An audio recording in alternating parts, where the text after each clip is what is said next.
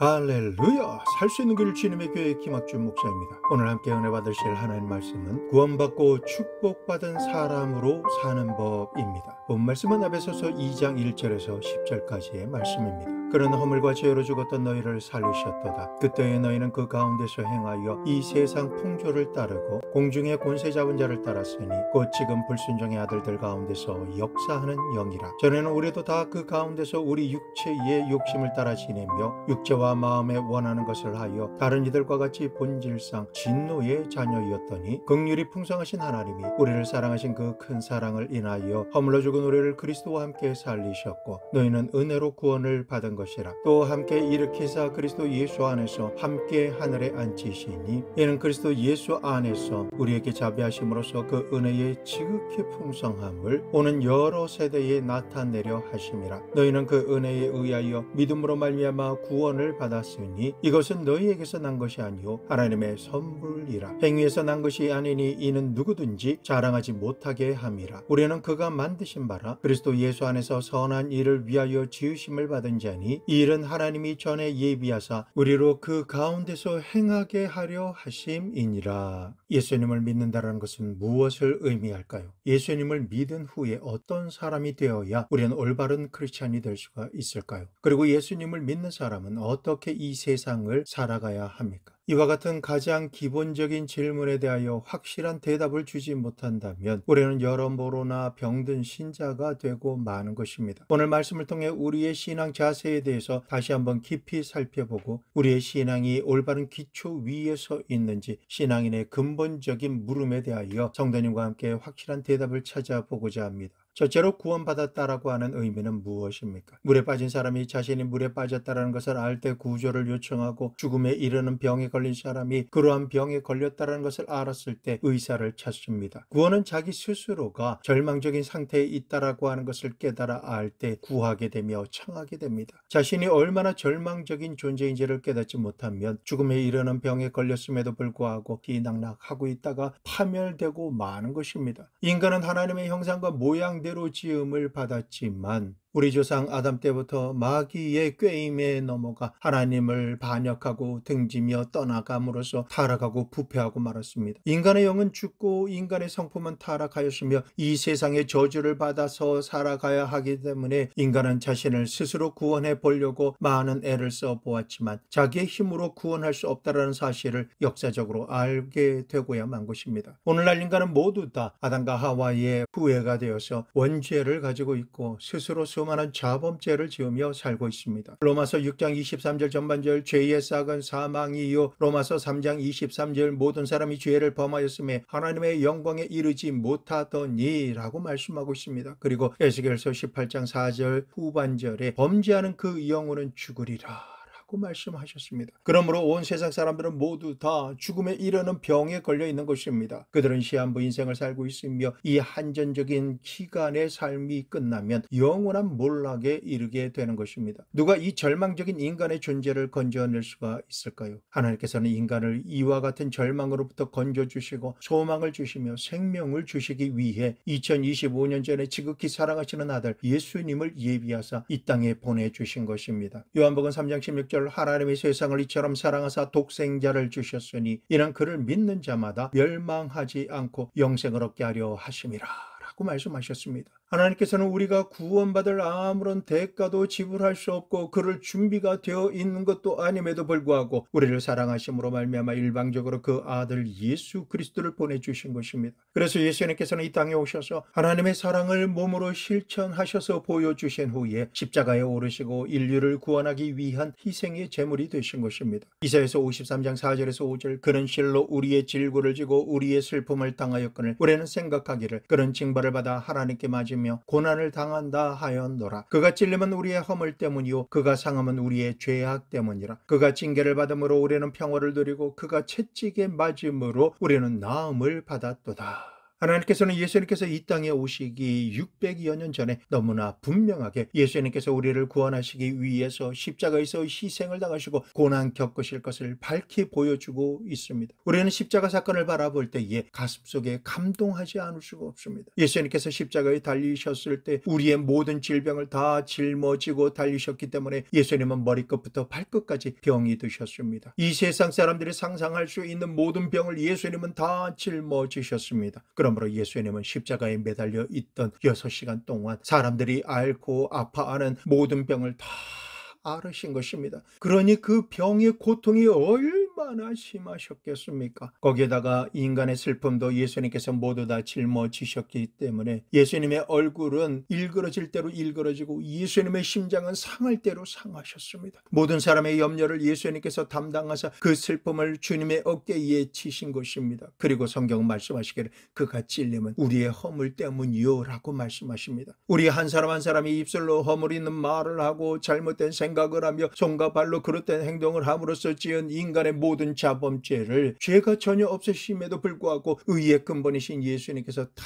짊어지시고 우리로 인하여 하나님 앞에서 양손과 양발을 다 찔리시고 가시관을 쓰시며 최후에는 창을 받게 되신 것입니다. 그리고 그가 상함은 우리의 죄악 때문이다 라고 말씀하십니다. 아담과 하와 이후 원죄로부터 이 모든 인류의 자범죄 때문에 하나님께 매를 맞아 예수님의 영혼은 얼마나 상하였던지 사람의 모습을 상실할 정도였습니다. 예수님의 영혼은 찢어지고 짓밟혀 상처투성이었습니다. 그리고 성경은 말씀하시기를 그가 징계를 받음으로 우리는 평화를 누리고 라고 하십니다. 주님께서 징계를 받아서 하나님과 분리되고 쫓겨나셨습니다. 예수님께서는 창세 전부터 하나님과 한 번도 분리되신 적이 없으신데 십자가 위에서 계신 6시간 동안은 하나님께 버림을 받아 쫓겨나셨습니다. 이것은 아담 하와 이후 하나님으로부터 쫓겨나 하나님 없이 사는 사람들을 하나님께로 다시 불러들이기 위해서 대신 징계를 받으신 것입니다. 예수님께서 하나님 없이 홀로 계신 6시간의 시간은 가장 어둡고 캄캄한 지옥을 체험하신 것입니다. 그리고 성경은 말씀하시기를 그가 채찍에 맞음으로 우리는 나음을 받았도다 라고 하십니다. 십자가에 달리신 예수님의 등은 갈기갈기 찢어졌습니다. 로마 군인들이 채찍에 맞아 예수님의 등에 살갗은 떨어지고 피가 흘렀습니다.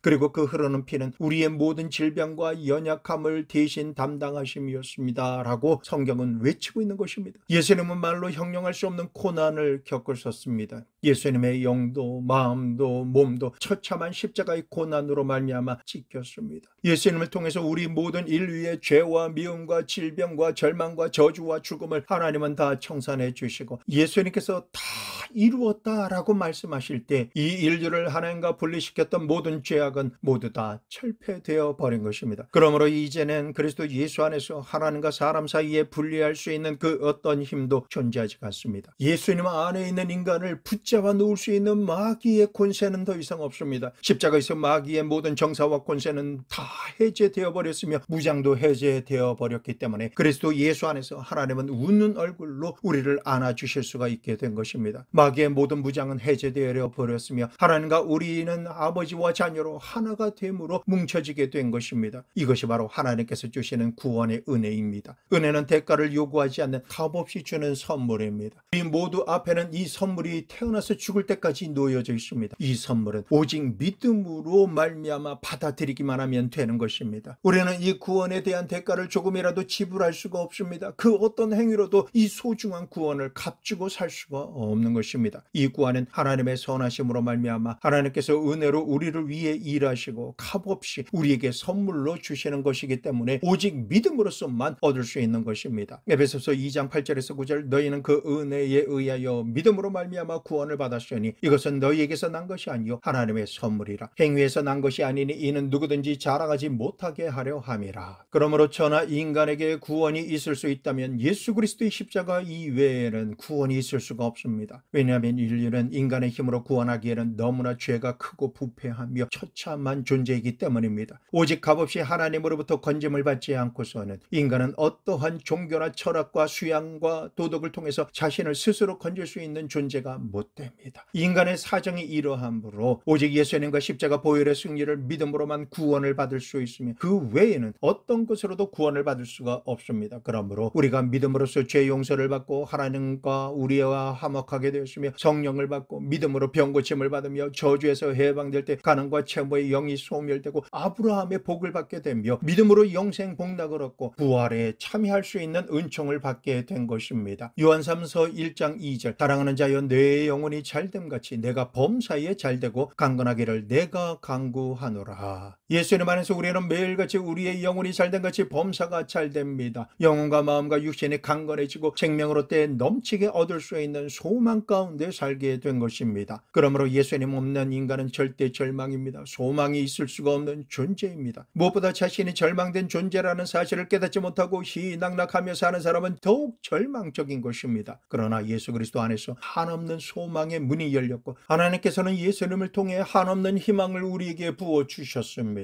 그렇기 때문에 매일 매순간 예수님을 나의 구주 나의 하나님으로 모실 때마다 우리의 마음속에는 희망이 넘치게 됩니다. 구원에 희망이 있는 사람은 하나님과 사람을 서로 사랑하게 되고 사랑하게 되면 믿음을 가지게 되는 것입니다. 그러므로 소망이 있고 사랑이 있으면 믿음이 있는 곳에 하나님의 성령의 역사가 넘쳐나게 되는 것입니다. 구원은 이처럼 값 없이 남녀노소 빈부 귀천 없이 우리가 십자가 앞에 나아가 예수님을 믿기만 하면 받게 되는 것이고 하나님의 백성이 되고 자녀가 되는 것입니다. 둘째로 구원받은 자는 어떻게 처신해야 할까요? 구원을 받고 난 이후에 여전히 예전처럼 죄짓고 불의하며 추악하게 살아가야 할까요? 구원받은 사람에게는 반드시 인격적인 변화가 있어야 합니다. 왜냐하면 구원받은 자는 신분이 달라졌기 때문입니다. 예수님을 믿고 구원받은 후에는 물로 세례를 받으라고 합니다. 이때 목사님 세례는 뭐 때문에 받습니까? 세례받지 않아도 구원받지 않습니까? 라고 묻는 사람이 있습니다. 그렇습니다. 예수님을 믿음으로써 구원을 받지만 세례는 여러분에게 신분상의 변화를 가져왔다라는 것을 하나님과 마귀와 세상 앞에서 선언하는 것을 뜻합니다. 세례는 예수님을 믿고 구원받고 난 후에는 이러한 신분상 변화가 있다라는 것을 말합니다. 세례의 의미를 로마서 6장 3절에서 7절 무릇 그리스도 예수와 합하여 세례를 받는 우리는 그의 죽으심과 합하여 세례를 받는 줄을 알지 못하느냐. 그러므로 우리가 그의 죽으심과 함께 세례를 받음으로 그와 함께 장사되었나니 이는 아버지의 영광으로 말미암아 그리스도를 죽은 자 가운데서 살리심과 같이 우리로 또한 새 생명 가운데서 행하게 하려 함이라. 만일 우리가 그의 죽으심과 같은 모양으로 연합한 자가 되었으면 또한 그의 부활과 같은 모양으로 연합한 자도 되리라. 우리가 알거니와 우리의 옛사람이 예수와 함께 십자가에 못 박힌 것은 죄의 몸이 죽어 다시는 우리가 죄에게 종노릇 하지 아니하려 함이니 이는 죽은 자가 죄에서 벗어나 의롭다 하심을 얻었음이라. 그러므로 우리는 값없이 구원을 받고 난 이후에 세례받는 이유는 세례를 통해서 내 신분상에 거대한 변화가 다가왔다는 것을 스스로 체험하고 올바른 처신을 하기 위한 것입니다. 예수님을 믿는다라고 하는 것은 구원을 받았다라는 것뿐 아니라 한 단계 더 나아가서 내가 하나님의 은혜로 그리스도와 함께 십자가에 못 박혀 죽고 예수와 함께 장사 지낸 바 되며 부활해서 이제는 죄와 마귀와 육신에서 놓여나 그리스도 안에서 의롭게 사는 사람이 되었다라고 하는 것이고 물로 세례 받는다라는 것은 의롭게 살아야 한다라는 것을 만방에 공표하는 의식입니다. 그러므로 물로 세례를 받은 사람은 이제 옛사람이 아닙니다. 옛사람은 그리스도와 합하여 돌무덤에 들어가서 장사되고 새 사람으로 일어남으로 그리스도와 함께 부활했기 때문에 세례받은 사람은 이제는 하나님 중심으로 살고 하나님 품 안에서 살며 하나님의 능력으로 사는 것입니다.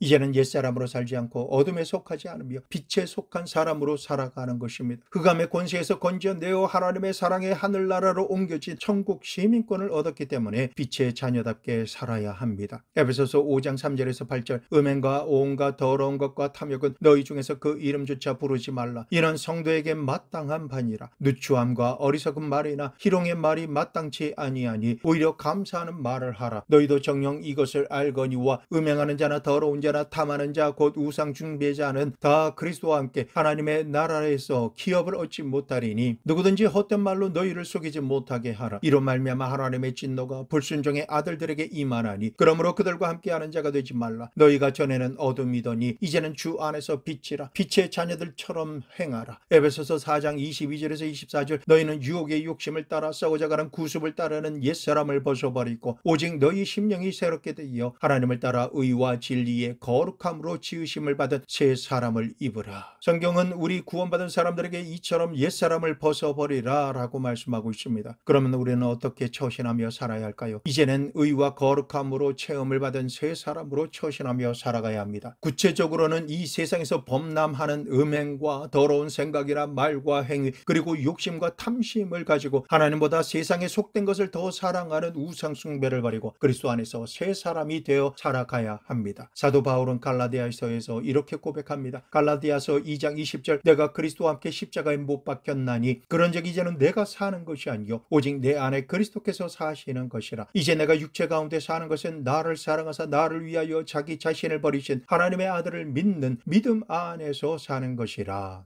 그러므로 우리는 이제 예수님의 사람이 되어서 예수님과 함께 살아가야만 하는 것입니다. 믿음으로 구원을 받은 이후에 우리의 현실적인 생활에서의 우리가 행할 처신은 신분의 변화에 맞게 바뀌어야 하는 것입니다. 그러나 이것을 안 이후에도 이대로 행동하지 못하면 그런 말미암아 개인적으로나 집단적으로 심각한 갈등에 처하게 됩니다. 바울은 이렇게 탄식합니다. 로마서 7장 21절에서 24절, 그러므로 내가 한 법을 깨달았노니 곧 선을 행하기 원하는 나에게 악이 함께 있는 것이로다. 내 속사람으로는 하나님의 법을 즐거워하되 내 지체 속에서 한 다른 법이 내 마음의 법과 싸워 내 지체 속에 있는 죄의 법으로 나를 사로잡는 것을 보는도다. 오호라, 나는 공고한 사람이로다. 이 사망의 몸에서 누가 나를 건져내랴. 내가 예수님을 믿고 구원을 받아 신분이 변하고 죄의 몸을 벗어버리고 음란과 더러운 것과 모든 탐심을 던져버리며 의와 거룩함을 쫓는 새 사람을 입고 살아가야 하겠는데, 실제로는 내가 그렇게 살려고 했을 때마다 내 지체 속에 있는 죄의 법이 끊임없이 나와 싸워서 나를 죄의 법으로 다시 끌고 가고 끌어내리려고 하는 것입니다. 그러므로 마음 심령이 피투성이가 되는 싸움이 시작된 것입니다.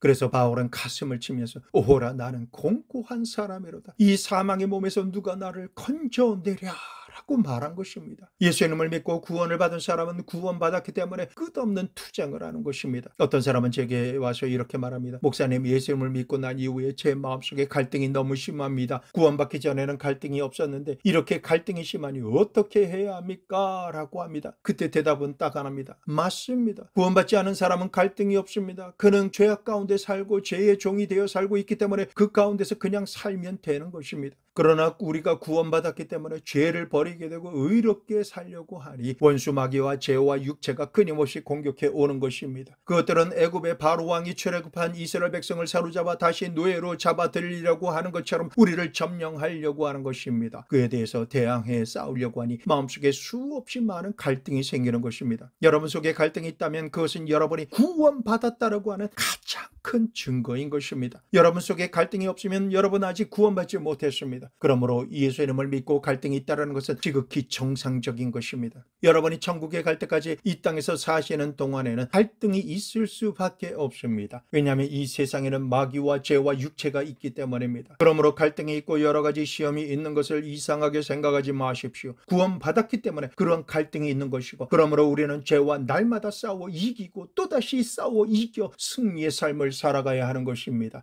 그러면 이 갈등을 어떻게 우리가 싸워 이겨야 할까요? 성령 충만하지 않고서는 이 갈등을 이길 수가 없습니다. 내 힘과 내 의지와 내 노력으로는 절대 불가능한 일입니다. 성령님께서 죄와 사망의 법에서 우리를 해방시켜 주셔야지만 이길 수 있는 전쟁입니다. 그러므로 언제나 성령 충만하기 위해서 우리는 열심히 기도하고 말씀을 읽어야 합니다. 히브리서 4장 12절, 하나님의 말씀은 살아있고 활력이 있어 좌우의 날선 어떤 검보다도 예리하여 혼과 영과 및 관절과 골수를 찔러 쫓기기까지 하며 또 마음의 생각과 뜻을 판단하나니. 말씀을 읽고 듣고 묵상할 때 하나님의 말씀이 우리를 수술해 줍니다. 우리의 양심을 맑게 하고 우리의 모든 생활에서 마귀와 죄와 육신의 암을 수술해 주시는 것입니다. 그러므로 말씀을 사모하지 않는 사람은 이 갈등으로 가득 찬 세상을 승리의 삶으로 이끌 수가 없습니다.